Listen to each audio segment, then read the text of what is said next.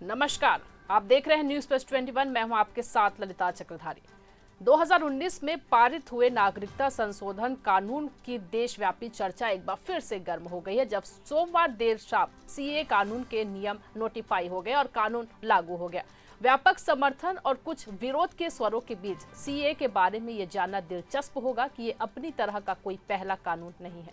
दुनिया भर में दूसरे देशों में प्रताड़ित लोगों को राहत देने के लिए अमेरिका ने भी ऐसा एक कानून लागू किया था। लॉटेनबर्ग अमेंडमेंट के नाम से ऐसा ही एक कानून 1990 के अमेरिका में पहली बार लागू किया गया था। इसका लक्ष्य था पूर्व सोवियत यूनियन से यहूदियों समुदाय के लोगों को अमेरिका में बसाना और उनको नागरिकता देना।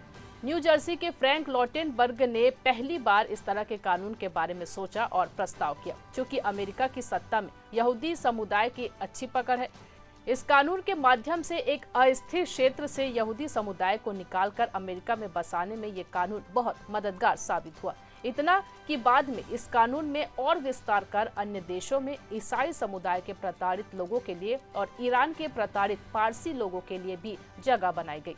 लॉटेनबर्ग अमेंडमेंट अमेरिका की शरणार्थी नीति का एक महत्वपूर्ण घटक है, पर इस कानून का हर साल नवीनीकरण करना होता है। कानून में मुख्य रूप से अमेरिका में कानूनी रूप से रह रहे यहूदी या पारसी लोग अपने परिवार या रिश्तेदारों को स्पॉन्सर कर यूएस में ला सकते हैं।